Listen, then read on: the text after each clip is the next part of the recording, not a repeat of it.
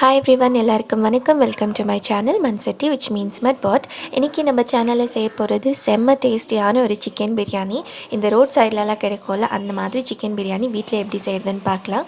இதுக்கு பாஸ்மதி ரைஸ், ஜீரா சம்பா ரைஸ் எதுவுமே தேவையில்லை. ஜஸ்ட் வீட்டில் எந்த ரைஸ் யூஸ் பண்ணுறோமோ அதை வச்சு நம்ம இந்த ரெசிபி எப்படி செய்கிறதுன்னு பார்க்கலாம். பாருங்கள், நான் இந்த பிரியாணி செய்கிறதுக்காக நார்மல் வீட்டில் யூஸ் பண்ணுவோம் இல்லையா, அந்த அரிசி 1 kg எடுத்திருக்கேன். இதுக்கு பாஸ்மதி ரைஸ் ஒரு ஜீரா சம்பா எதுவுமே தேவையில்லை. வீட்டில் எது செய்கிறீங்களோ அதே ரைஸில் நம்ம இதை குக் பண்ணி எடுக்கலாம். ஸோ இது வந்துட்டு நம்ம இப்போ ஒரு வாட்டி வாஷ் பண்ணி எடுத்துக்கணும். ரைஸ் வந்துட்டு ஒரு வாட்டி வாஷ் பண்ணால் போதும். இல்லை உங்களுக்கு கொஞ்சம் டர்ட் இருந்த மாதிரி இருந்துச்சுன்னா நீங்கள் 2 டைம் வாஷ் பண்ணிக்கோங்க.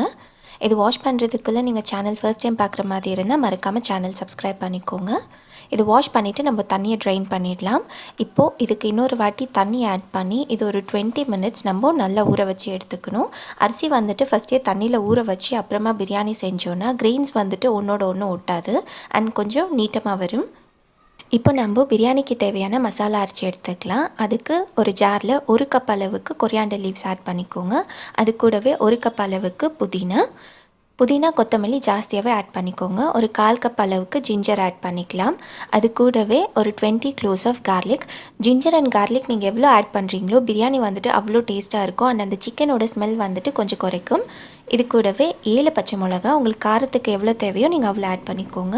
ஒரு 1/4 கப் அளவுக்கு தண்ணி ஆட் பண்ணி இது ஸ்மூத்தான பேஸ்ட் ஆகிற அளவுக்கு நம்ம அரைச்சி எடுத்துக்கலாம். பாருங்கள், இந்த அளவுக்கு பேஸ்ட் மாதிரி அரைச்சா போதும். இப்போ நம்ம இதை சைடில் எடுத்து வச்சுட்டு பிரியாணி எப்படி தாளிக்கிறதுன்னு பார்க்கலாம். பாருங்கள், நான் பிரியாணி தாளிக்கிறதுக்கு குக்கர் வச்சுட்டேன். அதில் ஒரு 10 டீஸ்பூன் அளவுக்கு நம்ம ஆயில் ஆட் பண்ணிக்கலாம். பிரியாணிக்கு எப்பயுமே ஆயில் கொஞ்சம் அதிகமாக ஆட் பண்ணுங்கள், அப்போ தான் டேஸ்ட் நல்லாயிருக்கும். ஆயில் நல்லா காஞ்சதுக்கப்புறமா அதில் 1 கப் அளவுக்கு ஆனியன் ஆட் பண்ணிக்கலாம். ஆனியன் வந்துட்டு ஒரு 1 மினிட் நம்ம ஆயிலில் நல்லா ஃப்ரை பண்ணி எடுத்துக்கணும். இது வந்துட்டு நல்ல டார்க் கோல்டன் ப்ரௌன் ஆகணும்னு தேவையில்லை. ஜஸ்ட் ஒரு நிமிஷம் ஆனியன் ஃப்ரை பண்ணி எடுத்துகிட்டா போதும். ஆனியன் வந்துட்டு ஃப்ரை பண்ணுறதுக்குள்ளே நீங்கள் சேனல் ஃபர்ஸ்ட் டைம் பார்க்குற மாதிரி இருந்தால் மறக்காமல் சேனல் சப்ஸ்கிரைப் பண்ணிக்கோங்க. அப்படியே பக்கத்தில் இருக்க பெல் ஐக்கன் கூட ப்ரெஸ் பண்ணிக்கோங்க. இப்போ இது கூடவே 1 டீஸ்பூன் அளவுக்கு சின்னமன் ஆட் பண்ணுறேன். ஒரு 10 க்ளோவ்ஸ் லவங்கம், அது கூடவே 4 மராட்டி மொக்கு, ஃப்ளேவர் நல்லா இருக்கும். 2 ஸ்டார் பூ, 1 டீஸ்பூன் அளவுக்கு கல்பாசி, ஸ்டோன் ஃப்ளார்னு சொல்லுவாங்க. 1 டீஸ்பூன் அளவுக்கு ஃபெனல் சீட்ஸ், சோம்பு, 2 ஏலக்காய், அது கூடவே 2 பல்லாவெலை நான் வந்துட்டு கட் பண்ணி வச்சுருக்கேன், பே லீவ்ஸ். இதெல்லாம் போட்டுட்டு 1 மினிட் நம்ம லோ ஹீட்டில் நல்லா ஃப்ரை பண்ணி எடுத்துக்கணும். ஸ்பைசஸ் எப்போவுமே லோ ஹீட்டில் ஃப்ரை பண்ணிக்கோங்க. இது ஃப்ரை பண்ணக்குள்ளவே உங்களுக்கு அந்த ஸ்பைசஸோட ஸ்மெல் வரும், அது வரைக்கும் ஃப்ரை பண்ணிக்கோங்க. பாருங்கள், எல்லாத்தையும் சேர்த்து நல்லா ஃப்ரை பண்ணியாச்சு. இப்போ இது கூட 1 டீஸ்பூன் அளவுக்கு நம்ம பிரியாணி மசாலா ஆட் பண்ணிக்கலாம். அது கூடவே நம்ம அரைச்சி வச்சோம் இல்லையா அந்த க்ரீன் மசாலா, அதையும் ஆட் பண்ணிடலாம். எல்லாம் ஆட் பண்ணிவிட்டு இது ஒரு 1 மினிட் நம்ம நல்லா ஃப்ரை பண்ணி எடுத்துக்கணும். நம்ம ஏன்னா கொத்தமல்லி புதினா எல்லாம் பச்சையாக போட்டதெல்லாம் அந்த ரா ஸ்மெல்ல இருக்கும். ஆயிலில் ஃப்ரை பண்ணிட்டோன்னா அந்த பச்சை வாசனை இருக்காது. பாருங்கள், க்ரீன் மசாலா போட்டு நல்லா ஃப்ரை பண்ணியாச்சு. உங்களுக்கு சைட்லலாம் எண்ணெய் விட்டு வரும், இந்த அளவுக்கு ஃப்ரை பண்ணால் போதும். இப்போ இது கூட 1 கப் அளவுக்கு ஃபெனுக்ரிக் லீவ்ஸ், மேத்தி, வெந்தயக்கீரை தான் இந்த ரெசிபியோட சீக்ரெட் இன்க்ரீடியண்ட். நீங்கள் வெந்தயக்கீரை போட்டு பிரியாணி செஞ்சு பாருங்கள், அவ்வளோ டேஸ்ட்டாக இருக்கும். ஸோ கண்டிப்பாக மறக்காமல் வீட்டில் வெந்தயக்கீரை போட்டு ஒரு வாட்டி பிரியாணி ட்ரை பண்ணி பாருங்கள். இது வந்துட்டு நம்ம ஒரு நிமிஷம் நல்லா ஆயிலில் ஃப்ரை பண்ணி எடுத்துக்கலாம். பாருங்கள், நல்ல ஆயிலில் ஃப்ரை பண்ணியாச்சு. இப்போ இது கூட 1 கப் அளவுக்கு டொமேட்டோ ஆட் பண்ணிக்கலாம். இது ஒரு 4 டொமேட்டோ இருக்கும், நான் ஃபைனாக சாப் பண்ணி வச்சுருக்கேன். அது கூடவே தேவையான அளவுக்கு உப்பு. டொமேட்டோ மேலே உப்பு ஆட் பண்ணதுக்கப்புறமா நீங்கள் மிக்ஸ் பண்ணிங்கன்னா டொமேட்டோ வந்துட்டு சீக்கிரமாக வெந்துடும். இப்போ இது எல்லாமே சேர்ந்து ஒரு செமி கிரேவி மாதிரி வேகணும். இது வேகிறதுக்கு ஒரு 2 மினிட்ஸ் டைம் எடுக்கும்.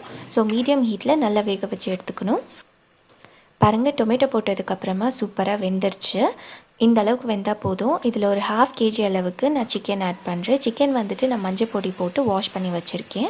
சிக்கன் ஆட் பண்ணதுக்கப்புறமா எல்லாத்தையும் சேர்த்து மிக்ஸ் பண்ணி இது ஒரு 5 மினிட்ஸ் நம்ம நல்லா குக் பண்ணி எடுத்துக்கலாம். அப்போ தான் சிக்கனில் உப்பு காரம் சூப்பராக இருக்கும்.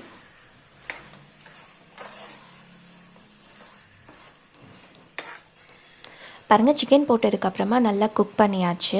இப்போ இதுக்கு ஒரு 1/2 கப் அளவுக்கு ஃப்ரெஷ்ஷான கர்ட் ஆட் பண்ணிக்கோங்க. பிரியாணியில் தயிர் சேர்த்து செஞ்சிங்கன்னா பிரியாணி டேஸ்ட் ரொம்பவே நல்லா இருக்கும். தயிர் சேர்த்ததுக்கப்புறமா இதை ஜஸ்ட் எல்லாத்தையும் சேர்த்து ஒரு வாட்டி மிக்ஸ் பண்ணாலே போதும், குக் பண்ண தேவையில்லை. பாருங்கள், எல்லாத்தையும் சேர்த்து நல்லா மிக்ஸ் பண்ணியாச்சு.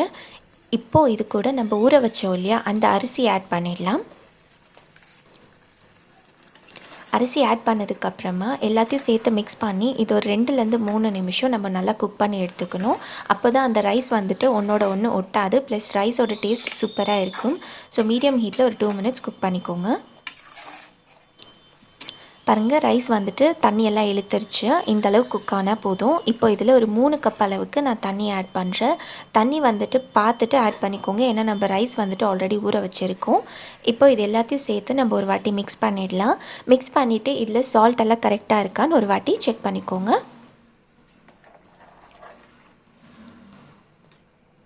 பாருங்கள், நான் எல்லாத்தையும் சேர்த்து மிக்ஸ் பண்ணி சால்ட்டெல்லாம் செக் பண்ணிவிட்டேன். எல்லாமே பர்ஃபெக்டாக இருக்குது. இப்போ நம்ம இதுக்கு மூடி போட்டுடலாம். மூடி போட்டதுக்கப்புறமா இது 1 விசில் வர வரைக்கும் குக் பண்ணாலே பிரியாணி ரெடி ஆகிடும். பாருங்கள், 1 விசில் வந்துடுச்சு. இப்போ நம்ம இதை ஓப்பன் பண்ணி பார்க்கலாம். பாருங்கள், சூப்பரான பிரியாணி ரெடி ஆகிடுச்சு. ஓப்பன் பண்ண உடனே சூப்பராக ஸ்மெல் வந்துட்டு இருக்குது. ஸோ பிரியாணி வந்துட்டு செம்மையாக ரெடி ஆகிடுச்சு. உங்களுக்கு ஒரு விசில் விட்டிங்கனாவே போதும், இந்த மாதிரி சூப்பராக பிரியாணி ரெடி ஆகிடும். நீங்கள் இதை ஹாட்டாகவே சர்வ் பண்ணுங்கள். பிரியாணி எப்பயுமே சூடாக சாப்பிட்டா தான் சூப்பராக இருக்கும். பாருங்கள், டேஸ்டியான பிரியாணி வீட்லேயே ரெடி ஆகிடுச்சு. எந்த ஸ்பெஷல் ரைஸும் நம்ம யூஸ் பண்ணல, ஜஸ்ட் வீட்டில் யூஸ் பண்ணுற ரைஸ் தான் நம்ம யூஸ் பண்ணோம். அவ்வளோ டேஸ்டியாக இருக்கும். கண்டிப்பாக வீட்டில் ட்ரை பண்ணி பாருங்கள், உங்கள் எல்லாருக்கும் ரொம்ப பிடிக்கும். வேறு ஒரு ரெசிபியோடு பார்க்கலாம். Until then take care.